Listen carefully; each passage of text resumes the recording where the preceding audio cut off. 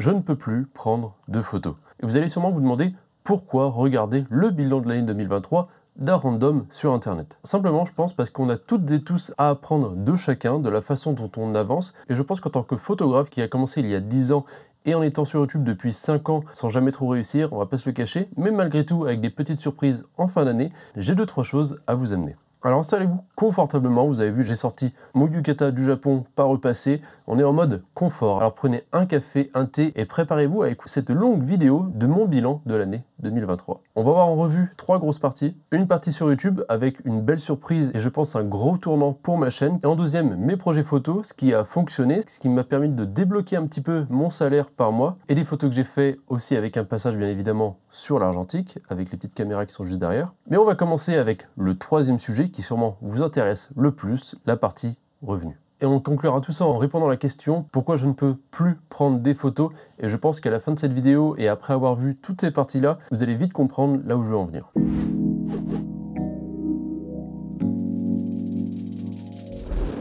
Partie 1, marketing photo et croissance financière. Ce début d'année-là, autour de la photographie, on va dire un peu du divertissement, de ce que je fais sur internet et autour de l'audiovisuel, je gagnais environ 150 € par mois. C'est surtout par rapport à la photo et j'avais d'autres petits revenus à côté, mais globalement, par mois, j'arrivais à m'assurer environ 150 €, ce qui est très loin, vous l'avez bien deviné, de pouvoir être suffisant pour vivre. Sachant que je vivais jusqu'à maintenant, pour l'instant, surtout sur mes économies. J'avais aussi 2-3 expériences qui me permettaient de gagner un petit peu plus par-ci par-là, et avec d'autres mois qui étaient très proches des zéros.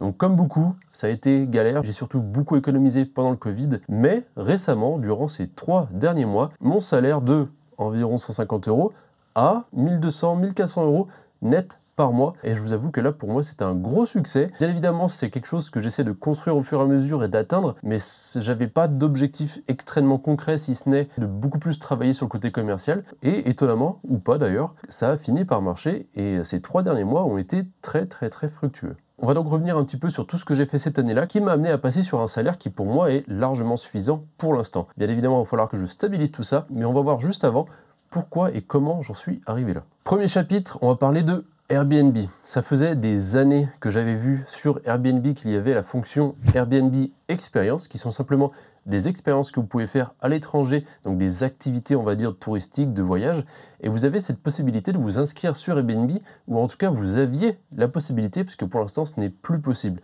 Et ça c'est quelque chose de très dommage, et qui me fait aussi perdre beaucoup d'argent, parce que j'avais, moi, l'idée de faire d'autres sessions photos, de prévoir d'autres sessions photos, pour des gens qui ne veulent pas forcément ce que moi j'ai monté, ce que j'ai prévu, et ça m'aurait occupé beaucoup plus de temps, je pense. Néanmoins, j'ai donc créé mon expérience Airbnb, qui sont des portraits dans la rue, dans les endroits que j'aime photographier moi de mon côté, donc les espaces un petit peu vieux, les petites rues étroites et sombres de Corée du Sud, à Séoul.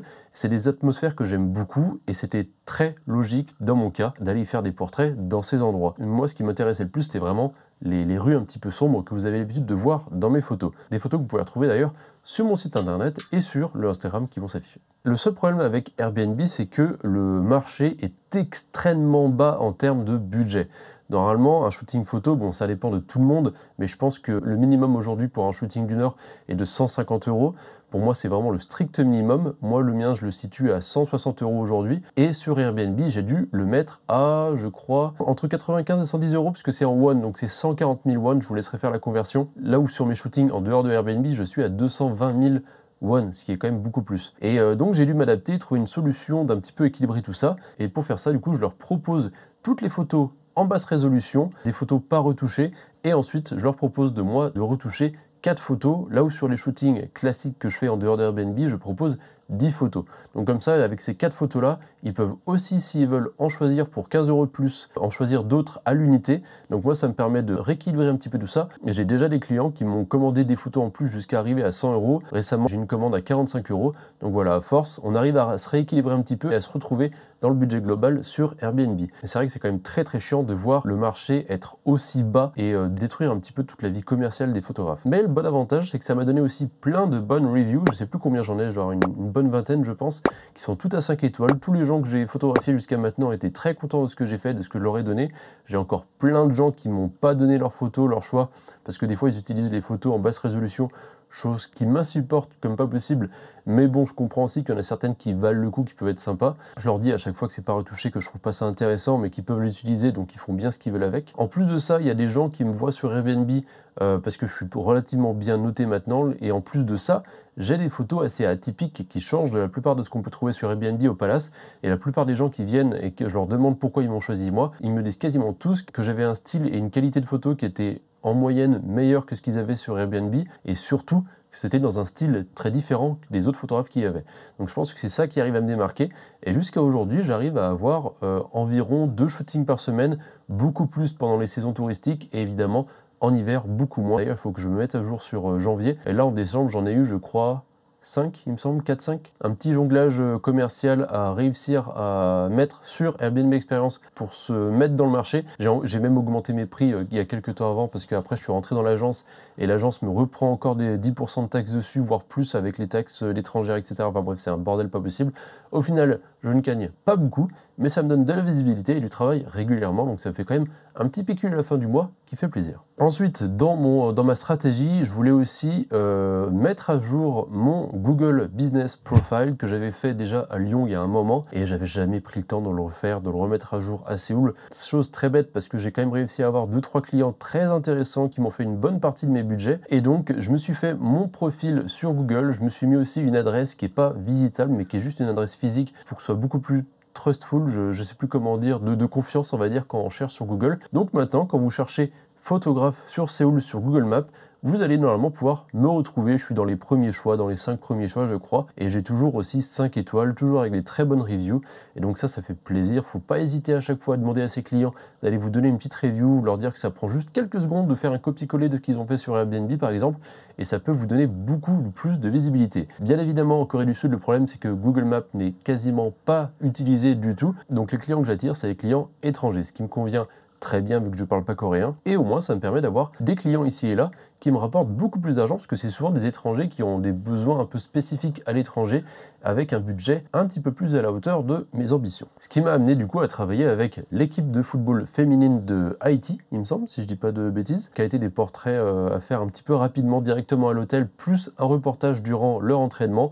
Bon, la personne qui était en charge de ça, elle m'a un petit peu traîné en longueur sur la journée, ce qui fait que je leur ai donné un petit peu plus que ce qui était prévu, mais je m'y retrouvais aussi dans le budget. Et plus récemment, par exemple, New York University, qui m'a contacté parce qu'ils avaient un reportage à faire sur une soirée d'organiser pour les anciens étudiants qui vivaient maintenant à Séoul.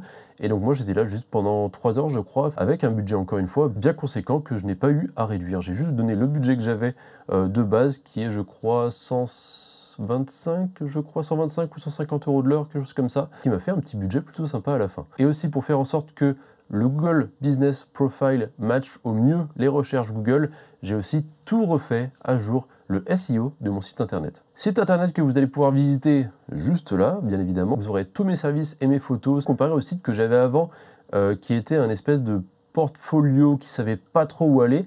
Et ça c'est quelque chose, je savais que je vendais rien de spécial sur mon site internet, mais je m'étais jamais trop forcé de le refaire, et le refaire a été quand même une bonne idée. Ce qui m'a un peu poussé à le faire, c'est qu'il y avait Nico DT sur YouTube qui avait fait des reviews de ce site internet. Il avait vu le mien, il aimait beaucoup le travail et l'esthétique du site internet, mais il avait clairement dit que par contre, je vois pas trop ce que tu vends, je vois pas trop l'intérêt de ton site. Donc ça m'a fait un petit peu réfléchir, et je me suis dit bon, faut que je m'y mette vraiment au sérieux. Donc ce que j'ai fait, c'est que plutôt que de refaire quelque chose un peu sur le site que j'avais, j'ai tout refait à zéro. J'ai repris la même base que j'avais sur Squarespace, j'ai pris les templates 2.0 je crois pour me faciliter la vie, non 7.0, et j'ai refait ça proprement en ayant une logique d'attirer ma clientèle qui vend sur mon site internet pour leur donner envie d'acheter mes services. Ce que j'ai fait, c'est que j'ai une première page qui montre un petit peu tout ce que je fais, avec des redirections sur des pages plus précises et plus détaillées qui vont amener à mes services. Donc les services, je crois qu'il y a les portraits, il y a tout ce qui est événements, reportages et tout ce qui est formation. En plus de ça, j'ai la partie mes projets, qui sont le plus des projets personnels qui vont mettre en valeur un petit peu mon travail artistique, avec la partie blog qui sert aussi beaucoup pour le référencement. Par rapport au référencement, j'ai aussi énormément travaillé le SEO. Après avoir rencontré durant un voyage dont je ne peux pas vous parler pour l'instant, j'ai rencontré une personne qui s'appelle Alexandre, qui son travail lui est de s'occuper du SEO de vos sites internet. Je connaissais déjà un petit peu ça, mais là il m'a vraiment expliqué l'importance d'avoir un bon SEO. Donc avec lui on a pris une petite heure pour voir un petit peu mon site internet, il m'a conseillé 2-3 choses et j'ai pris le temps de le refaire correctement. Et maintenant, je suis relativement bien placé. Contrairement au site internet que j'avais avant qui était complètement invisible, maintenant, quand vous cherchez un photographe sur Google à Séoul, vous avez les chances de pouvoir tomber sur mon site internet et ça fait beaucoup plaisir. Donc il y a pas mal de techniques pour pouvoir mettre en valeur son site internet sur Google et sur le Google Business Profile pour être le plus mis en avant, etc. Et si vous les suivez correctement, c'est pas très compliqué, il faut juste prendre le temps de le faire. Et avec ça, peut-être que ça, du coup, optimisera beaucoup les opportunités commerciales qui viendront à vous. Et moi, mine de rien, j'arrive à avoir, pour l'instant, tous les mois, on va dire, une fois par mois environ, une demande commerciale qui vient du site internet avec un budget entre 300 et 600 euros, on va dire. Donc c'est toujours un bon petit pourcentage de rajouter sur le salaire à la fin du mois. Avec tout ça aussi, c'était la première fois que je me suis vraiment consacré à la photo et à m'établir dans un endroit en particulier, parce qu'avant ça, j'étais en France, mais j'étais toujours entre voyage, travail pour gagner de l'argent et un petit peu de photos par-ci par-là, sachant qu'on était en France, c'est toujours un petit peu compliqué de mon côté pour être inspiré sur ce que je peux y faire. J'ai toujours été beaucoup plus inspiré en voyage, à découvrir un petit peu le monde. C'est comme ça, moi, que j'arrive à sortir les meilleures photos que je peux. Et le fait d'être en Corée, donc à l'étranger, dans un espace nouveau qui m'inspire beaucoup plus, et en plus de ça, de pouvoir y rester et de me construire mon réseau, ça m'a beaucoup aidé à me monter mon réseau, à me faire des amis, et ensuite, du coup, avec le bouche à oreille, à trouver du travail par-ci par-là. J'ai entre autres, grâce à YouTube et Instagram, rencontré Thibaut, que je vous invite à aller voir sur son Instagram, qui fait un travail de fou en vidéo, mais aussi en photo, et on s'entendait plutôt bien, et au final, il m'a proposé de travailler avec lui, parce que lui, il travaille dans une boîte de production en Corée du Sud, donc on a travaillé sur des productions pour Tefal, sur des Reels.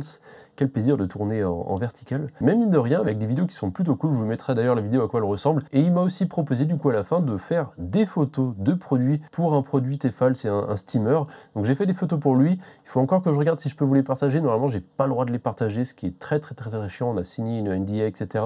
On n'a pas le droit de partager les photos de tout ça. Bref, et du coup il m'a proposé ça, et encore une fois j'ai travaillé avec lui déjà 3 fois, sur 3 tournages en tant qu'assistant lumière surtout, et en plus quelques fois photographe sur quelques minutes pendant le tournage, avec des budgets allant de environ 300 euros à 600 euros environ, je sais plus exactement, mais c'est à peu près les budgets que j'ai pu lui donner. Et donc encore une fois, du bouche à oreille, le fait de monter son réseau comme ça, et le fait en plus d'être en Corée, en tant qu'étranger dans une communauté qui est beaucoup plus petite, votre nom tourne beaucoup plus rapidement. D'ailleurs, j'ai encore 2 rendez-vous à faire avec d'autres personnes pour m'améliorer un petit peu sur mon réseautage à Séoul. Et donc, ouais, voilà, juste le fait d'être à l'étranger, je pense que ça facilite beaucoup le réseautage. Et c'est un très bon point à ce niveau-là pour faire monter son business simplement. Je me suis beaucoup plus concentré sur la partie commerciale de mes photos, en revoyant la base un petit peu de tout ça, en me réorganisant et en me mettant sur des tableurs Excel, etc. Tous mes prix pour être prêt directement à donner les prix et à proposer des offres personnalisées en fonction de ce qu'on me demande. Maintenant, je suis donc beaucoup plus organisé. J'ai mon Google Drive avec tous mes fichiers, avec tous les Excel, avec mes budgets, etc. Avec la refonte de mon site internet, donc vraiment pour une image beaucoup plus professionnelle et une attitude aussi beaucoup plus professionnelle. Tout ce basculement plus commercial m'a pris beaucoup de temps, et me prend toujours beaucoup de temps, mais a réussi en cette fin d'année à me déboucher un budget de plus de 1000 euros par mois sur ces 3 derniers mois, qui fait très plaisir. Je pense que j'aurai une petite rechute là pendant l'hiver, vu qu'il y a moins de tourisme, mais ça risque de remonter par la suite. Bien évidemment, il y aura de l'évolution qui arrivera au fur et à mesure de l'année, et je vous invite évidemment à vous abonner sur YouTube pour suivre un petit peu toute mon aventure et voir si toutes ces parties commerciales continuent à progresser dans le positif. Partie 2, on va voir maintenant ce qu'il en est de YouTube. Il y a des hauts et des bas, surtout des hauts pour cette fin d'année, et je suis plutôt optimiste, je vais vous avouer, pour l'année 2024. Ça fait déjà 5 ans que je fais des vidéos sur YouTube, en ayant commencé avec un de mes amis. Maintenant, je suis tout seul depuis pas mal de temps, j'ai essayé d'assurer les vidéos au maximum, et cette année-là, je suis arrivé à 30 vidéos à l'année, ce qui est moins que certaines années précédentes, simplement parce que j'ai pris des gros breaks par moment pour me réorganiser et me reconcentrer un petit peu sur la photographie. Ce qui fait néanmoins quand même 2 à 3 vidéos par mois, ce qui n'est clairement pas rien. Les grosses pauses que j'ai faites, ça a été pour plusieurs raisons. La première, c'est que j'ai dû changer mon visa, donc j'ai dû partir à l'étranger dans un pays que je peux pas encore vous partager, parce que j'ai encore des projets à travailler par-dessus. Donc j'ai dû pas mal me reconcentrer sur pas mal de choses et me réorganiser et faire les choses sérieusement pour pas me perdre. Donc YouTube maintenant, c'est vraiment quelque chose que je mets un peu au second plan. Je veux pas dire par là que je lâche un peu YouTube, mais juste pour me reconcentrer sur ce que j'aime le plus, la photographie. Parce que pendant cette année-là, comme je vous dis, j'ai du mal à vraiment faire des photos pour moi. Et YouTube, le bon point, c'est que ça a été quelque chose qui me permet de me concentrer sur une vidéo et des photos à faire. Mais ces pauses-là, je les ai faites parce que faire les deux en même temps, c'est très compliqué. Ce qui fait que j'ai voulu basculer avant tout sur la photo, en filmant des plans par-ci par-là et en pouvant en faire ensuite quelque chose après coup. Le but, c'est vraiment de recentraliser sur la photo pour sortir des photos de qualité, plutôt que de me dire je vais faire des vidéos stylées et les remplir avec des photos moyennes. Donc moi, c'est plutôt l'inverse que je veux faire, parce qu'après tout, le travail que je veux présenter et vendre, c'est la photographie. Et ça, je veux pas l'oublier. Je pense que j'ai trouvé un équilibre beaucoup plus sain sur la création des vidéos pour YouTube autour de la photo. Et je pense que je vais continuer dans cette direction avec des pauses ici et là pour pouvoir faire ce que je peux de mieux en photo. Peut-être avec plus de voix off et de plans tournés aussi dans mon bureau, entre parenthèses, ma chambre, parce que maintenant j'ai un setup, j'ai quelques lumières ici et là qui me permettent d'avoir quelque chose d'un petit peu plus qualitatif, qui me fait plaisir, et donc simplement ça me fait beaucoup plus plaisir de pouvoir faire ces vidéos ici et d'être un peu tranquille pour pouvoir les faire. Même s'il fait toujours très chaud, on est en hiver, j'utilise pas le chauffage, mais les voisins du dessus et du bas mettent le chauffage à fond, j'en peux plus là, en hiver il fait 0 degré dehors et j'ai la fenêtre ouverte, c'est pour vous dire à quel point il carbure en termes de chauffage dans les étages en haut et en dessous. Bien évidemment, cette année a été aussi beaucoup tournée autour de l'argentique. D'ailleurs, c'est surtout sur ça que se tournent mes vidéos aujourd'hui. Mais ça risque de changer un petit peu sur l'année qui arrive. Je vais vous en dire un petit peu plus. Je vous avais dit l'année dernière que les vidéos allaient tourner beaucoup autour de l'argentique. Et pour le coup, je vous ai pas menti. Bien évidemment, je continue le numérique parce que ça reste quand même la façon la plus facile de prendre la photo et d'optimiser les photos de meilleure qualité. D'ailleurs, c'est toujours comme ça que je travaille quand je suis en voyage. J'ai toujours un appareil numérique sur moi avec un appareil argentique. Que ce soit derrière moi le Hasselblad, le Nikon, le Canon, etc. avec lesquels je prends un malin plaisir pour travailler. Il y a aussi la communauté argentique sur Twitter qui est vraiment très très cool. C'est la première fois maintenant que cette année sur Twitter, j'ai réussi à avoir des retours très réguliers sur mes photos, sur mon travail, en étant un peu dans une communauté qui va rebondir sur les différentes personnes. Et ça, c'est très très cool et ça motive beaucoup pour les photos à faire et surtout un petit peu tout l'espace YouTube, les échanges qu'on peut avoir. Il y a beaucoup de créateurs qui font aussi leurs vidéos et ça, je trouve ça vraiment très intéressant d'avoir les différents retours, voir comment les gens travaillent, voir les photos qu'ils arrivent à sortir, critiquer le travail des autres, s'autocritiquer, prendre un petit peu du recul sur ce qu'on fait, etc. Assez simple pour moi, parce que j'essaie toujours d'éviter un petit peu les débats, même si ça fait toujours un petit peu plaisir de mettre son nez dedans de temps en temps. C'est un petit peu la malice humaine qui ressort par-ci par-là. J'ai aussi expérimenté dans cette année-là deux formats qui me tenaient à cœur. Il y avait deux interviews que j'ai fini par monter. La première avec un Coréen qui tient son studio argentique avec le collodion humide. Ça a été une interview que j'ai fait aussi avec Very Fun Trip qui a été très très très cool à faire. Je trouve que j'en suis vraiment très fier. Et une autre dont je suis très fier aussi, c'est l'interview de Moment Series, qui est un shop atelier artistique tenu par un Français et une Coréenne qu'ils ont maintenant déménagé, donc vous ne pourrez plus voir l'endroit. Néanmoins, si vous voulez découvrir le travail d'artiste local en Corée du Sud, je vous invite à aller voir la vidéo. La vidéo est plutôt cool, je trouve qu'elle est longue, mais elle a un beau rythme et elle est très intéressante aussi pour ceux qui veulent ouvrir un business à Séoul. Néanmoins, je ne sais pas si je vais continuer parce que c'est des vidéos qui prennent énormément de temps à faire, le travail d'investissement, etc. D'ailleurs, je remercie encore Romain qui m'a aidé pour la dernière, pour un résultat à la fin qui est quand même pas foufou. Donc je vais voir si j'ai vraiment des sujets intéressants et aussi pouvoir peut-être d'amener la photo un petit peu dans l'interview. Mais en dehors de ça, je suis pas sûr de vouloir continuer comme ça. Pour ce qui est des vidéos les plus réussies cette année, donc les vidéos que j'ai sorties cette année qui ont le mieux marché, qui ont dépassé les 1000 vues, qui font toujours plaisir. En premier, on a la vidéo sur le budget du Japon, donc bien évidemment, on parle d'argent, la vidéo marche. J'espère d'ailleurs que cette vidéo-là va marcher grâce à ça. Ensuite, on a le test du produit, le sac à dos KNF Concept. Donc c'est KNF Concept qui m'a recontacté pour faire une vidéo sur leur nouveau sac qui a très bien marché. Je me suis beaucoup investi aussi dans la vidéo. J'adore l'introduction que j'ai réussi à filmer ici. J'étais plutôt fier de ce que j'ai réussi à faire là. La vidéo, je pensais pas qu'elle allait autant marcher, mais les gens aiment bien le matériel. J'aime bien aussi ça. Donc je trouve que ça fait des vidéos en collaboration avec des marques qui sont plutôt cool. Et moi, ça me permet aussi d'améliorer un petit peu mon matériel. Donc c'est du gagnant-gagnant. Il y a aussi la vidéo des découvertes photos à l'Hasselblad. Donc ça, je pensais pas du tout que ça allait marcher.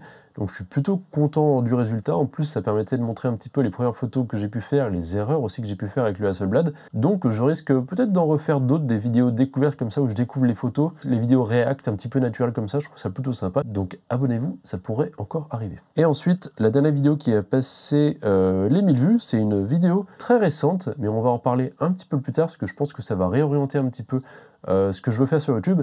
C'est une vidéo que j'ai bien pris le temps d'écrire et que j'ai aussi tourné avec Thibaut qui m'a aidé pour enregistrer 2-3 trucs avec un montage très dynamique, une vidéo très courte et très explicatif. Donc c'est sur la vidéo des EV et des stops vidéo, donc je suis très content et je pensais pas qu'elle allait aussi bien marcher que ça. Donc je pense que les prochaines vidéos qui vont arriver après ça risquent d'être plutôt sympas à regarder. Et ensuite, on a cette année-là toutes les vidéos qui ont le plus performé mais qui ne sont pas sorties cette année-là. Il y a les bases de la retouche photo qui continuent à marcher à fond. J'ai d'ailleurs rencontré des gens à Séoul qui m'ont dit m'avoir connu avant parce qu'ils avaient regardé cette vidéo-là. Je fais putain, mais c'est fou quoi, qu'on se rende compte après ça et qu'ils se rendent compte que c'est la vidéo qu'ils avaient vue sur YouTube. Donc ça pareil, je pense que des vidéos sur les logiciels que moi j'aime beaucoup passer du temps sur Lightroom parce que c'est un petit peu le moment relax où je suis concentré sur mes photos. Donc je pense que je vais en faire des vidéos. 35 mm, l'objectif essentiel à avoir. Ça aussi, c'est une vidéo qui était aussi intéressante parce que je trouve que il y a beaucoup de gens qui proposent le 35 mm, mais je trouve qu'il n'est pas si abordable que ça en termes de photos pour tout le monde en tant que débutant. Donc c'est une vidéo qui est assez intéressante, même si elle date un petit peu. Un quartier de prostitution en Corée du Sud. On comprend vite pourquoi elle continue de marcher, on va pas se le cacher, mais c'est la seule vidéo qui est restreinte sur ma chaîne, donc bon, comme quoi ça perce quand même. Il y a ensuite la vidéo Tout pour réussir les photos de paysages. Ça aussi, j'en suis très content. C'est une vidéo que j'avais écrite, que j'ai pris le temps de tourner avec un ami en allant à la montagne. La vidéo est vraiment géniale. Et si vous voulez des conseils avisés sur la photographie de paysage, je pense que c'est une vidéo qui pourrait beaucoup vous aider. Exploration des souterrains de Fourvière et le fort abandonné de Lyon, ça c'est de l'Urbex. Donc c'est normal aussi, c'est des vidéos que les gens vont chercher sur internet parce qu'ils essaient de chercher le maximum d'informations pour découvrir où sont ces spots d'Urbex. Donc ça m'étonne pas aussi que ça continue de marcher, mais même si je pensais pas que ça marcherait autant. Les livres de Sahel Digital, ça vaut le coup. Et ensuite c'était Hasselblad, j'ai découvert la première photo et le budget pour un mois au Japon, qu'on a déjà vu qui sont sortis en début d'année. Voilà tout pour les succès de la chaîne. L'observation qu'on peut faire, c'est que c'est bête, mais c'est quelque chose dont je me foutais un petit peu avant, parce que jusqu'à maintenant, je faisais surtout des vidéos qui me plaisaient avant tout pour pouvoir me donner aussi une excuse de continuer à faire de la photo et à sortir faire des photos. Quelque chose qui marche et qui continue de beaucoup marcher, bah c'est con, mais c'est simplement de donner les bonnes informations aux gens, de les aider, de faire de l'éducation, etc. et d'avoir des infos pertinentes. Et je pense que c'est ça qui marche bien et qui risque de bien marcher pour l'année prochaine, vu que je pense commencer à écrire pas mal de vidéos autour de la formation photo, des réglages, des logiciels, de comment composer son image, etc. etc. C'est des choses que je vais faire, c'est toujours intéressant. Moi-même, ça m'arrive régulièrement de regarder des vidéos des gens qui parlent de choses un petit peu de débutants, mais je trouve que ça fait toujours de bien de se remettre dans le bain et de reprendre les premières informations, mais avec un œil nouveau d'une nouvelle personne.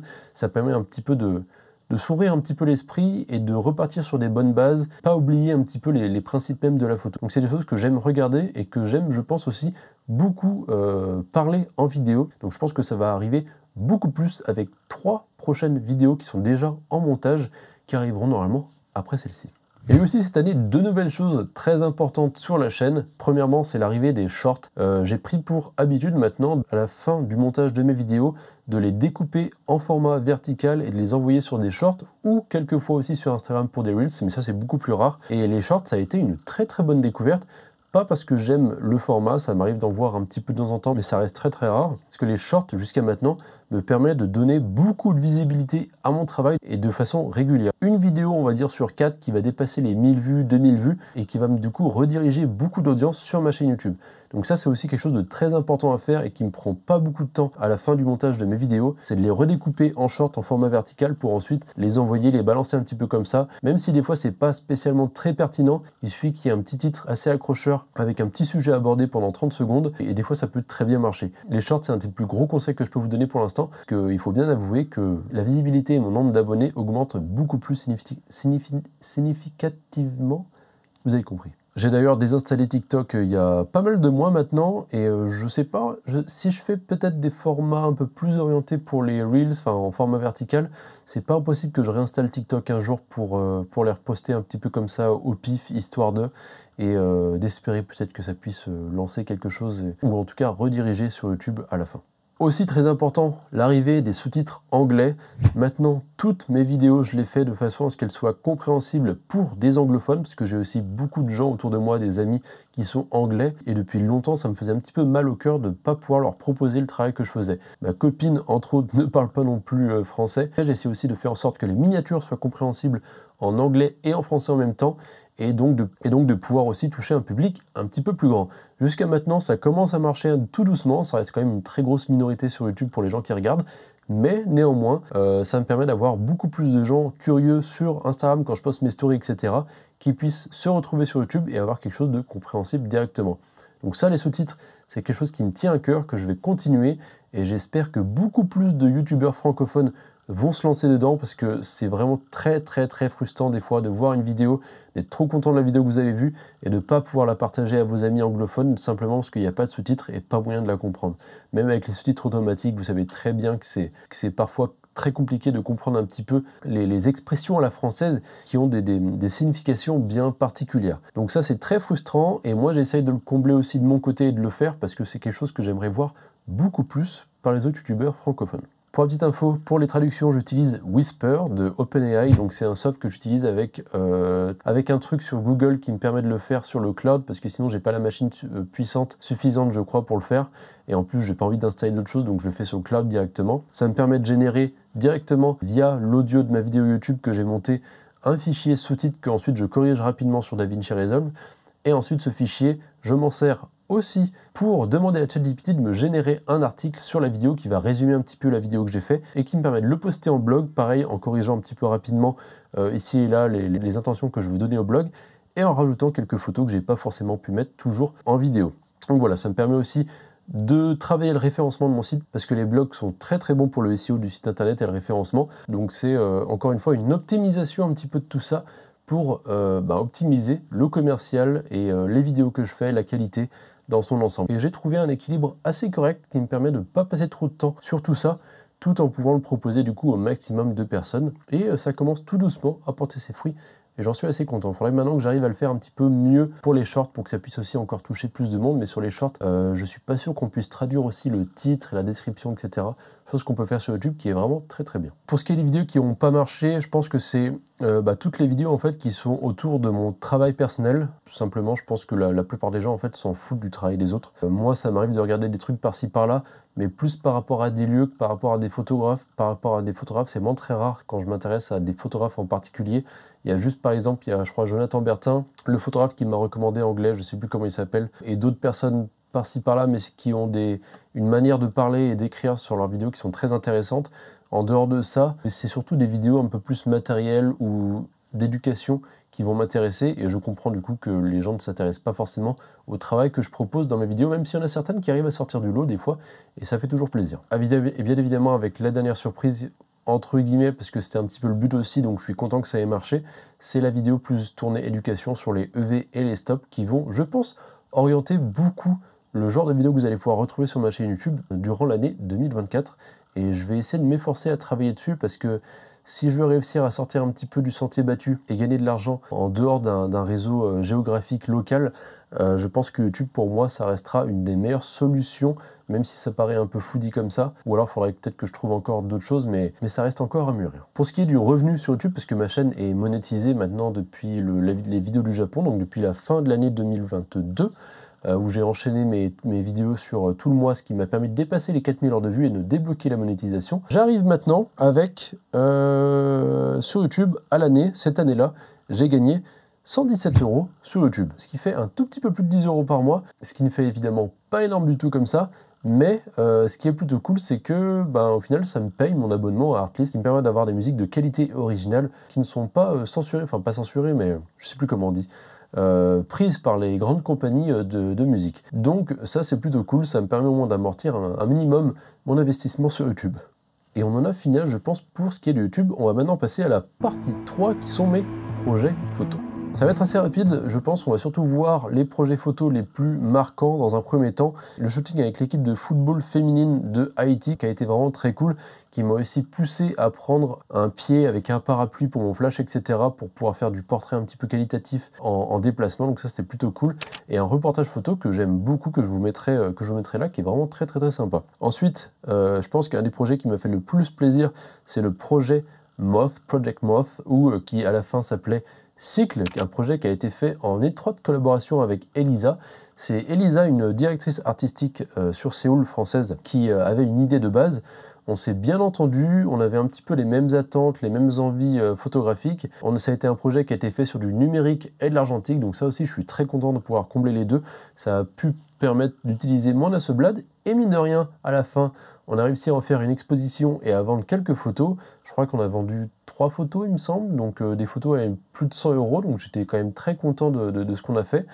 Et le résultat dans son ensemble d'un travail de série qui a été vraiment très cool. Donc ça aussi, un énorme plaisir de pouvoir travailler avec une directrice artistique qui permet aussi de donner une ligne directrice au travail qu'on va faire et moi de pouvoir me concentrer sur l'aspect vraiment esthétique des photos. Donc ça a été un vrai plaisir avec une modèle, une assistante, un vrai travail d'équipe complet, et avec aussi évidemment l'assistance financière de Flavien qui a pu lui organiser l'exposition avec une galerie qui était une opportunité en or et une sacrée expérience. Donc ma première exposition, ma vraie exposition photo, même si c'est pas mon travail personnel, mais la première vraie exposition photo a été faite donc sur Séoul et j'en suis assez content. J'en ai une autre aussi à Lyon, d'ailleurs vous pouvez aller voir dans un café, le café Kiwa, qui est un café coréen.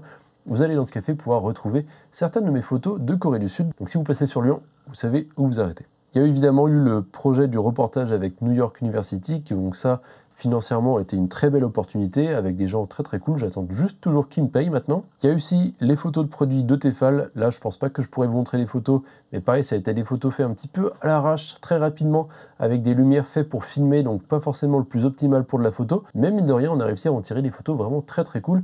Et ce qui est sympa, c'est que là, du coup, je peux travailler avec des vrais modèles, des vrais produits, donc pour des vraies photos commerciales et une vraie marque qui me permet, moi, d'avoir un portfolio aussi un petit peu plus conséquent. Et bien évidemment, la grosse partie, j'ai réalisé plus de 70 portraits cette année. C'est la première fois que j'explose littéralement mon record, on va dire, de portraits à l'année. Donc là, ça fait environ 5 à 6 portraits par mois. Beaucoup qui ont été réalisés entre septembre et novembre, parce que c'était la grosse période touristique, et aussi d'autres projets plus personnels sur moi, c'est avec des modèles que j'ai choisis en studio, etc. Donc là, vraiment très cool, je suis très content d'avoir pu faire tous ces portraits. Ça m'a donné énormément d'expérience, que ce soit en termes de retouche ou de gestion de modèles sur le terrain. Maintenant, j'ai plus peur d'aller avec des gens faire les photos, faire des portraits et les diriger. Je sais toujours que j'arriverai à sortir des photos qui me plairont et qui leur plairont. Donc ça, je suis vraiment content, c'est un accomplissement de mon côté qui est vraiment très cool. Et je pense que d'ailleurs, les photos de modèles, comment je retouche mes photos professionnelles pour les portraits sur Airbnb, entre autres, je pense que j'en ferai une vidéo un peu plus complète qui pourrait être très intéressante pour découvrir un petit peu ma façon de travailler les photos. Si jamais ça vous intéresse, n'hésitez pas aussi à le mentionner en commentaire. Et donc avec tout ça, la transition de mon salaire qui passe donc maintenant de 150 € à plus de 1000 € par mois et qui fait toujours très plaisir.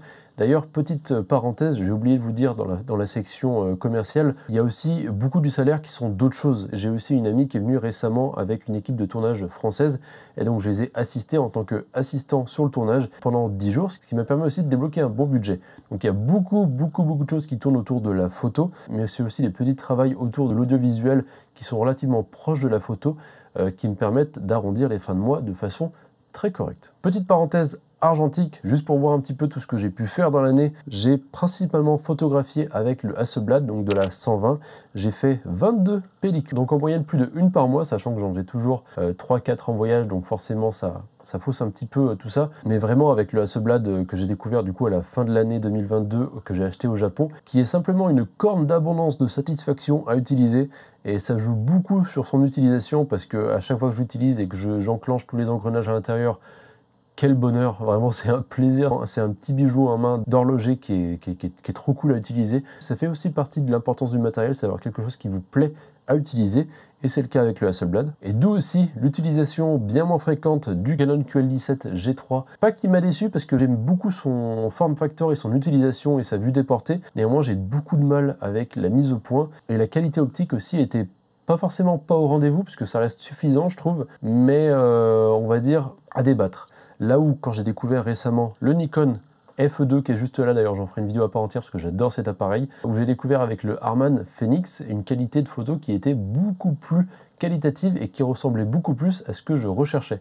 Donc ça aussi c'est un appareil argentique qui va pouvoir me permettre, je pense, de faire beaucoup plus de portraits au 35 mm, qui va me donner plus d'amplitude avec 36 poses, là où avec le Hasselblad avec 12 photos, c'est très compliqué parce que vous êtes restreint à réussir 12 photos, ou tout du moins entre 6 et 10 minimum pour avoir quelque chose d'assez qualitatif, là où avec le 35 mm, vous avez beaucoup plus de marge d'erreur et d'expérimentation pour réussir les photos les plus parfaites possibles. Là où le numérique d'ailleurs excelle, c'est que vous pouvez faire toutes les photos que vous voulez, expérimenter autant que vous voulez, jusqu'à réussir à piocher la bonne photo dans le lot qui va vous plaire. Donc je pense que cette année, on va retourner un petit peu plus au 35 mm, déjà parce que c'est moins cher, mais aussi parce que le Nikon F2 est très cool et je pense que je vais aussi beaucoup l'utiliser sur le prochain voyage qui arrive fin janvier, et j'espère l'utiliser de façon convenable pour sortir les photos qui vont plaire. Le terrain de jeu que je vais visiter, je pense, est un petit rêve de beaucoup de photographes, donc ça fait plaisir de enfin pouvoir y aller.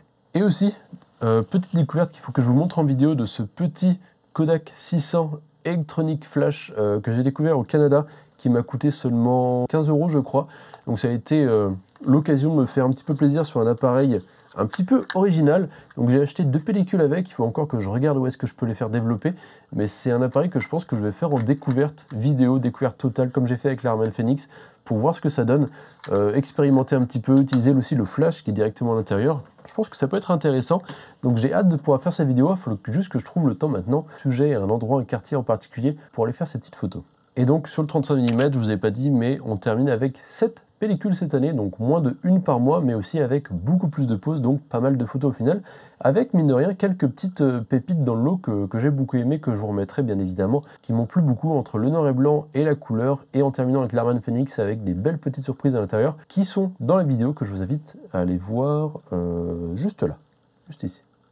Rapidement, une partie 4 pour voir ce qui va arriver en 2024. Premièrement, pour YouTube, restructuration du contenu de la chaîne sur un côté beaucoup plus éducatif et on va dire utile à regarder pour que ce soit des choses que les gens recherchent à de l'apprentissage. Mine de rien, il y a des gens tous les jours qui se mettent à la photo, il y a aussi de plus en plus de gens qui se mettent à l'argentique. Donc je pense que je vais mêler un petit peu ces deux domaines-là, enfin ces trois domaines, on va dire le numérique, l'argentique et la retouche sur le logiciel. Donc ça va être trois domaines importants, je pense que je vais aborder avec des vidéos écrites et un petit peu plus qualitatives qui me permettent d'avoir des choses beaucoup plus compactes, denses, qui vont droit au but, histoire d'avoir des choses un peu marquantes qui touchent plus YouTube. Et ça a été le cas et c'est la preuve avec la vidéo que j'ai postée juste la semaine dernière. Donc on va continuer un petit peu dans ce sens-là, tout en continuant les vidéos qui me plaisent, les vidéos un petit peu plus vlog, là où je vais présenter mon travail artistique, pour toujours donner un petit peu de crédit à mon travail et de crédit à l'éducation que je veux apporter sur le thème de la photographie. Il y aura, je pense, encore quelques vidéos hors sujet. Il y a une vidéo que je veux faire sur tous les mauvais côtés de la Corée du Sud qui m'énervent un petit peu par-ci par-là. Ça, c'est une vidéo un petit peu hors sujet, pimentée, on va dire, pour rester dans le thème de la Corée du Sud, qui me tient à cœur de faire. Donc je pense que je vais encore faire ça, mais il risque d'avoir une ou deux vidéos par-ci par-là hors sujet qui peut arriver, mais on va principalement rester autour de la photographie et surtout autour des formations. Pour ce qui est des projets photos, j'aimerais aussi beaucoup me concentrer sur des portraits beaucoup plus éditorial et sur du fashion pour pouvoir aussi débloquer des budgets beaucoup plus importants. Et je pense qu'une fois que j'aurai un portfolio assez correct, je vais essayer d'aller contacter directement des grosses marques pour essayer un peu de jouer un petit peu sur la chance, d'aller la chercher et de voir s'il n'y a pas des grosses marques qui peuvent avoir besoin d'un français ou d'un anglophone en Corée du Sud pour un projet artistique qui pourrait s'avérer aussi intéressant artistiquement donc et financièrement. Ce qui me permettrait aussi du coup de me laisser plus de temps et d'argent pour travailler sur des projets personnels tels que YouTube. Et ensuite, il y a un gros projet que j'ai loupé en fin d'année. J'ai eu des entreprises que j'ai contactées qui n'ont pas répondu ou qui ont répondu d'un coup, un côté, qui ensuite n'ont pas répondu. Ensuite, il y a eu les vacances coréennes, donc elles ne répondaient plus. Enfin, ça a été un bordel pas possible. Il faut que je remette ça à jour correctement. Et je pense qu'il va falloir aussi que je remette mes ambitions un petit peu à la baisse. Parce qu'il y a des choses que je voulais faire qui, avec le budget que moi je peux sortir, ne sont pas envisageables. Et ça, c'est très frustrant parce que, en fait, il y a des choses quand vous voulez les faire, si vous n'avez pas un budget énorme à sortir, vous pouvez juste pas le faire tout seul. Donc ça, c'est extrêmement frustrant. Mais en tout cas, il faut que je le sorte sur les premiers 6 mois de l'année, parce que c'est un truc qui me tient à cœur et que je veux absolument faire depuis longtemps. Donc il faut que je me réorganise, mais il y a un projet dont je ne peux pas encore vous parler pour l'instant, parce que j'ai pas envie de, comment on dit, de mettre la charrue avant les bœufs, je crois, j'ai une expression comme ça, les expressions françaises, je les perds, je sais plus comment on les dit. Mais vous comprenez à chaque fois là où je veux en venir. Donc j'en parle pas plus que ça, mais pendant les 6 premiers mois, je veux absolument que ce projet, qui sera un projet d'achat de votre part, j'espère qu'il y a beaucoup de gens qui seront là pour accueillir le projet de façon positive et que ça sera aussi à l'international. Donc je vous en parlerai plus quand ça viendra, mais il faut vraiment que je travaille dessus dans les semaines qui arrivent d'ailleurs. Ensuite, pour ce qui est du finance et des revenus, le but, ça va être de me stabiliser tout ce que j'ai actuellement. Pour l'instant, le salaire que j'ai me convient pour ce que j'ai besoin. Donc j'aimerais maintenant juste pour le stabiliser et m'assurer d'avoir un petit peu ce revenu-là tout le temps. Le plus gros problème, c'est qu'on va arriver en fin mai, début juin, je pense, à la fin de mon visa en Corée du Sud. Donc je ne sais pas du tout ce qui va se passer. Ça va être la grande question. Est-ce que je vais rester en Corée du Sud? Est-ce que je vais continuer un petit peu comme ça? Est-ce que j'aurai l'opportunité aussi de pouvoir rester simplement? Pour l'instant, j'en ai encore aucune idée. Les restrictions sur les migrations en Corée du Sud sont infernales pour les étrangers. Donc, à mon niveau, je serais incapable de vous dire ce qui va se passer. Donc, ce que je construis là, malheureusement, on risque de s'effondrer et j'aurai besoin peut-être de le reconstruire ailleurs, dans un autre pays. Donc, à voir. Ça sera aussi très intéressant d'en reparler quand ça arrivera. Donc, je vous conseille bien évidemment de vous abonner sur YouTube. Et ensuite, il faut que je développe d'autres petites choses pour pouvoir vendre des choses en ligne, histoire de ne pas forcément être que dépendant de ma localisation physique pour pouvoir être un petit peu plus indépendant. Donc là aussi, il faut que j'essaye de voir des solutions pour pouvoir vendre des choses en ligne, que ce soit par exemple des presets photos qui pourraient être utiles aux débutants, des cartes de spot. J'ai travaillé sur une carte de spot photo à Séoul qui, je pense, pourrait intéresser pas mal de gens qui viennent faire des photos dans le coin. Et on va revenir du coup sur la question principale de cette vidéo. Pourquoi je n'ai plus le temps de faire de la photo? Vous l'avez compris, cette année, c'est énormément focus sur le côté commercial de mes activités et ce qui m'a amené en fait à ne plus pouvoir faire de photos telles que je le faisais avant. C'est-à-dire qu'avant, je sortais beaucoup juste faire des photos, juste pour une simple volonté artistique de pouvoir faire des photos dans la rue, de me balader, de prendre mon temps, d'aller découvrir des endroits. Et en fait, j'ai plus le temps. Le seul moment qui me permet de faire ça, c'est de le faire en vidéo sur YouTube, pour pouvoir me donner une excuse de sortir et d'aller tourner quelque chose et faire des photos. Mais en général, ça fait que je suis limité sur une journée, même pas sur une journée, en général, c'est vraiment tout un après-midi ou toute une matinée, donc on va dire 4-5 heures pour aller faire photos, vidéos. Il faut que je pense à pouvoir mettre la caméra sur pied et me filmer, donc c'est aussi pour ça qu'il faut que peut-être que j'achète la DJI Osmo Pocket 3 qui va beaucoup m'aider sur ça, à me laisser un peu plus de temps sur la photo et à pouvoir faire des vidéos un petit peu à la volée. Et en fait, ouais, la vidéo sur YouTube, pour l'instant, en fait, c'est pour ça que j'ai fait beaucoup de petits vlogs, c'est que c'est la seule manière pour moi de me réconcilier avec la photo et de pouvoir continuer à en faire. Sauf que c'est toujours, encore une fois, pour un but précis. D'où les pauses que j'essayais de m'imposer pour pouvoir faire que de la photo pour moi et de ne pas trop filmer sur le terrain et de ne pas trop penser à ça et ensuite de le penser après coup, c'est pour pouvoir me reconcentrer sur la photo. 70% des photos que j'ai fait, ça a été des photos purement clients. Donc ce qui est bien d'un côté financier, parce que ça a pu enfin me sortir un petit peu du bourbier dans lequel j'étais, où j'étais surtout sur mes économies.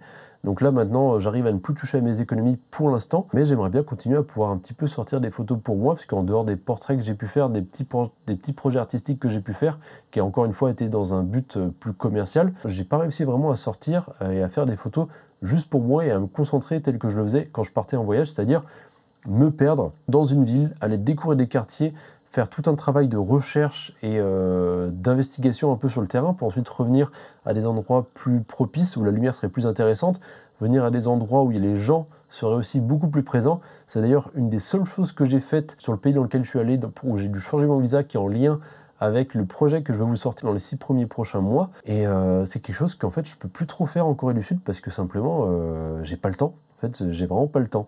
Là, j'ai Baldur's Gate 3 et Tears of Kingdom que j'essaye tant bien que mal de terminer. Et en fait, à chaque fois, j'ai pas le temps. En plus de ça, bon, One Piece, j'en parle même pas, mais c'est un bordel sans nom que je peux pas terminer de mon côté. J'essaye d'équilibrer ça aussi. J'ai une copine, donc mine de rien, ça prend du temps aussi, parce que j'ai envie de passer du temps avec. J'ai des amis que j'essaye de voir le plus maximum possible, donc j'essaye de me forcer à avoir au moins un jour dans la semaine où j'essaye de ne pas travailler, même si au final, je pense que je le fais pas vraiment. Donc il y a vraiment juste le soir où j'essaye vraiment de me garder 2-3 heures le soir à partir de 21h, 22h, où je peux enfin juste chill, ou alors aussi pendant les transports en commun. Mais c'est très compliqué. Et réussir à faire des photos pour moi maintenant est devenu un vrai luxe. C'est aussi pour ça que je fais de l'argentique, parce que ça me permet vraiment, le peu de photos que je peux faire, de me concentrer sur les photos et de les faire bien. C'est aussi une manière d'équilibrer un petit peu la chose. Je pense que l'année qui arrive va être plus ou moins la même en termes de photos personnelles. Ça me fait aussi toujours autant plaisir de faire la vidéo. Donc ça, c'est quand même un très bon point, parce que je peux continuer à le faire sans tomber dans un burn-out. Mais ouais, il va falloir que je trouve une solution pour faire des photos plus pour moi, plus pour mon côté artistique, que j'aimerais mettre beaucoup plus en vente aussi, plutôt que pour des photos de clients qui, moi, m'apportent un petit peu moins, si ce n'est de l'expérience professionnelle et marketing, on va dire.